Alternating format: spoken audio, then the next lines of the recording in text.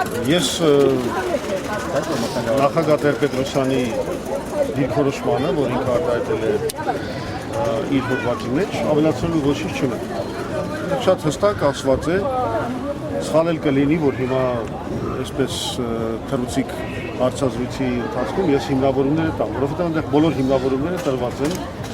մեր դիրքորոշման, մեր դիրքորոշումը շատ հստակ է, այնպես որ Գալսում հարց կարելի է համարել սպառված։ Պարոն այնուամենայնիվ Տեր-Պետրոսյանն ասում է դա ինքնին խելահեղ գաղափար է, ճակերտներ չբացելով, ինչու է խելահեղ, այս միակողմանի ճանաչումը կբացատրեք մեզ։ Ես հիմա կրկնեմ Տեր-Պետրոսյանի հոդվածը։ Բացատրեք մեզ ինչու է այդ գաղափարը խելահեղ միակողմանի։ Եվ ինչ աղետալի հետևանքների մասին է խոսքը։ Գիտեք, ես չէի ուզի Տեր-Պետրոսյանի փոխարեն խոսել, բայց պարզ բաներ կան։ Պարզ բաներ կան շատ։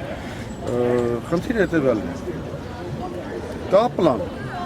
որը նախատեսում է ըստ էության հանրաքվեի անցկացում, որով պետք է որոշվի Լեռնային Ղարաբաղի կարգավիճակը։ Ըստ էության աշխարհի գերտերությունները, Մինսկի խմբի համանախագահները ընդունել են Ղարաբաղի, Լեռնային Ղարաբաղի ինքնորոշման իրավունքը եւ ցույց են տալիս այն ուղին, որով այդ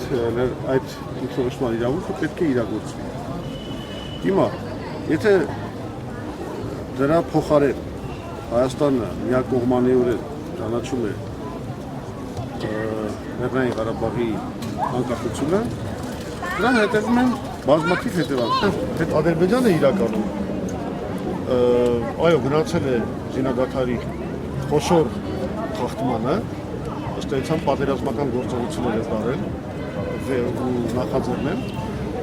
բայց ինքը մնում է Մինսկի խմբի համանախագահության այդ կողմից միջնորդված բանակցությունների մեջ։ Ինքը որևէ հայտարարություն չի արել դուրս գալու մասին։ Այնպես որ այդ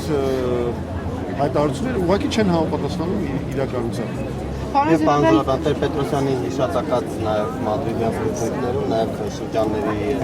զորքերի հետ քաշման հարցը կա, դուք գիտեք ձեր հիմնական քննադատները ոչ մի ցուցաբերական կապոսի ներքո ինչ են որակում։ Ինչի մասին կներեք մի հատ նորից։ 5 շրջանների զորքերի հետ քաշման հարցը։ Գիտեք, մենք բացարձակապես ոչ չպետք է մեկնաբանենք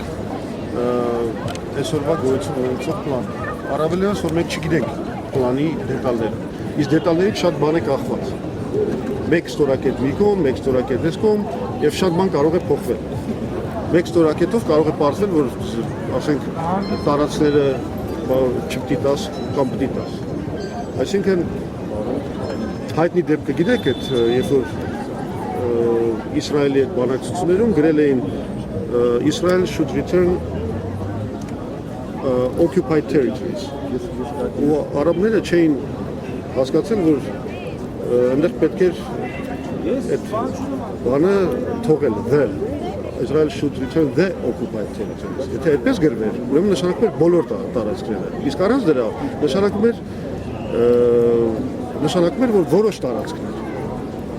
Ուզում եմ ասեմ, մի բառով կարող է փոխվել ամբողջ էությունը փաստաթղթի։ Դրա համար ես չեմ ցանկանա մեկնաբանել փաստաթղթը, միջև դա չհրապարակվի եւ մենք չհասկանանք